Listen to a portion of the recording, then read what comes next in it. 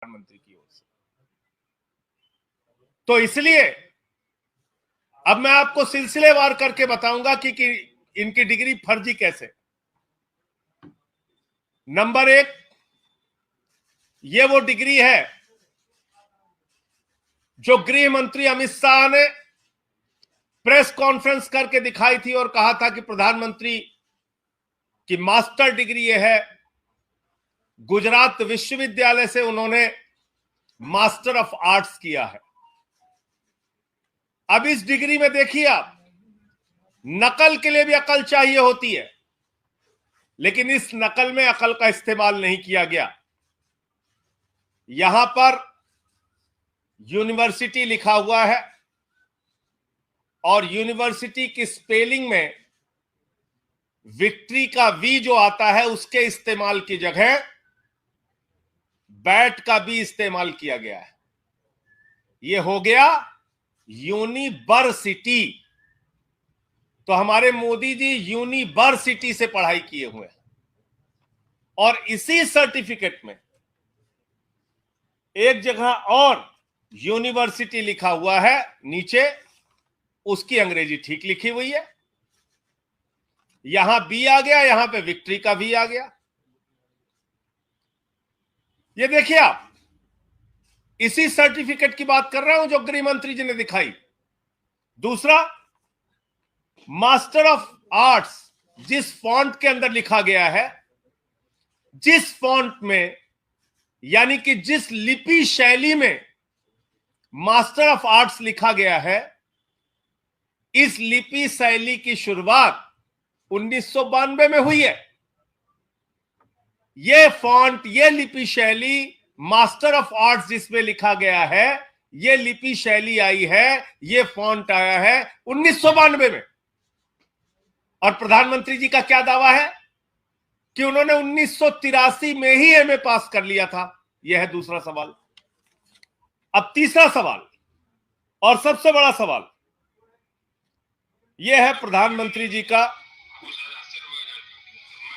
शिक्षा गांव में किया और जैसा मैडम बता रही थी ना कि अपनी शिक्षा के कारण आदमी आगे नहीं बढ़ता, तो मेरी शिक्षा ही नहीं हुई। तो ये प्रधानमंत्री जी का वक्तव्य है, मेरा नहीं, माफ कीजिएगा। ये किसका वक्तव्य है? भारत के प्रधानमंत्री आदरणीय नरेंद्र मोदी जी का वक्तव्य है, मुख्यमंत्री गुजरात बनने के बाद। आज मेरा सिर्फ एक सवाल है मीडिया के माध्यम से, और भारतीय जनता पार्टी के किसी भी नेता में अगर साहस और हिम्मत है तो जाकर प्रधानमंत्री जी से इस सवाल का जवाब पूछ के बता दीजिए।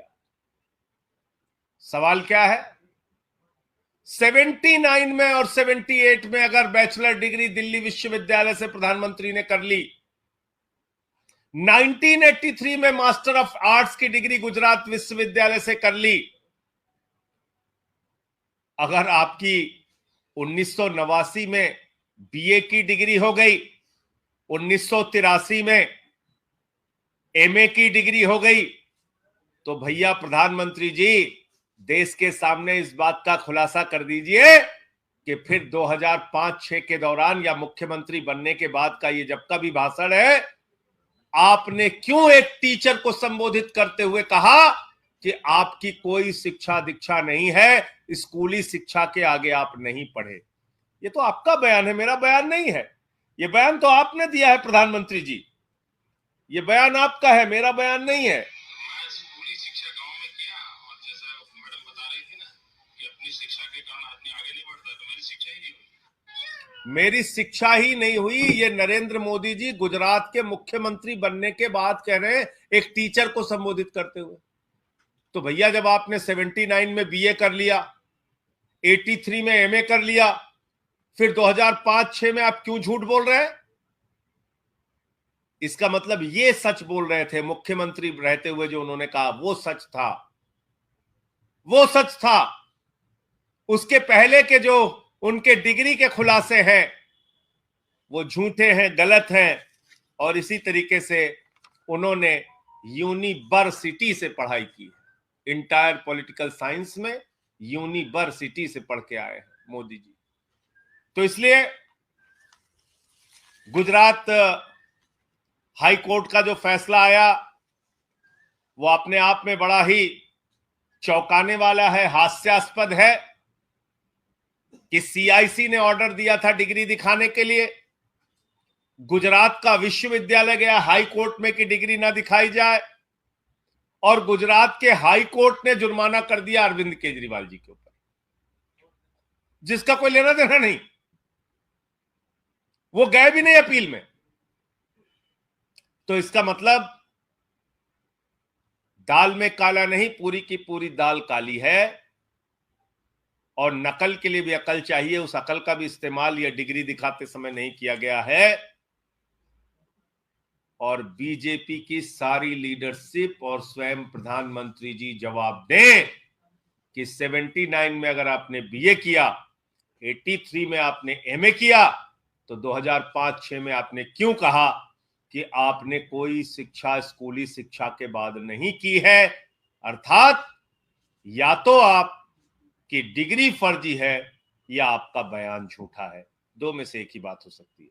आपका कोई प्रश्न हो आप पूछ सकते हैं। आप लोग को सवाल उठा रहे हैं बीजेपी का, लगातार ईरान आ रहा है, बीजेपी के लोग कह रहे हैं कि ये सवाल इसलिए उठाए जा रहे हैं क्योंकि जो भ्रष्टाचार के मामले में सिद्धांत बताए जा चुके हैं।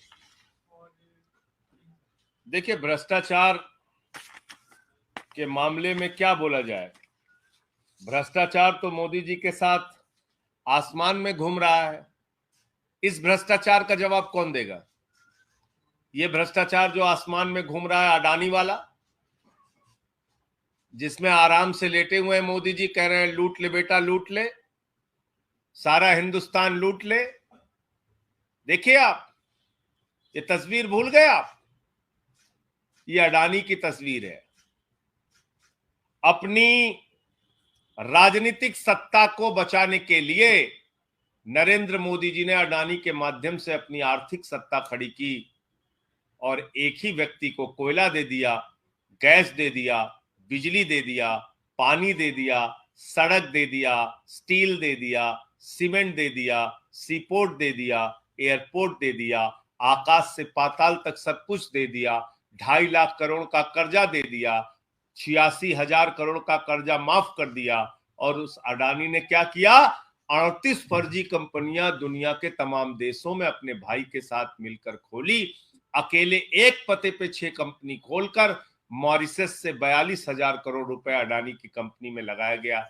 ऐसे लाखों करोड़ रुपए का घोटाला और भ्रष्टाचार और काला धन अडानी की कंपनी में लगा है, जिसके हवाई जहाज में बैठकर भारत के प्रधानमंत्री घूमते हैं। आज तक इस घोटाले पर जेपीसी क्यों नहीं बनी? सारी की सारी पार्लियामेंट की पार्टियां एक स्वर में मांग कर रही हैं, जेपीसी बनाओ, जांच तो कराओ। जांच नहीं कराते क्योंकि घोटाले में भारत के प्रधानमंत्री और भारत की सरकार सर से पांव तक डूबी हुई है। यह है सच्चाई। और कोई प्रश्न हो आप लोगों का?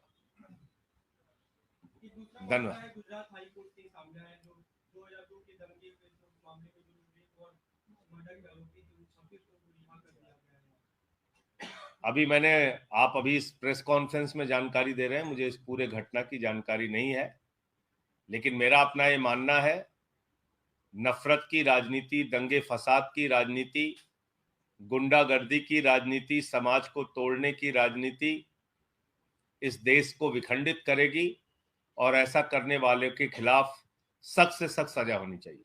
पश्चिम बंगाल और बिहार में कुछ जगह हिंसा हुई है। उस हिंसा की कुछ तस्वीरें हम लोगों ने देखी।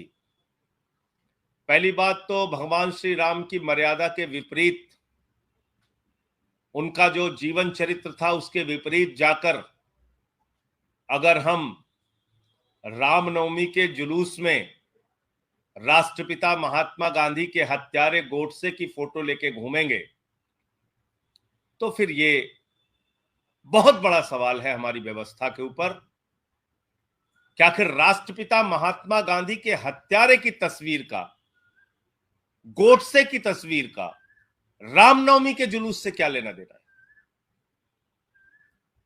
क्या प्रभु श्री राम ने यही हमें सिखाया है? यही उनकी मर्यादा, यही उनका आदर्श है? रामचरितमानस से हमें यही शिक्षा मिलती है।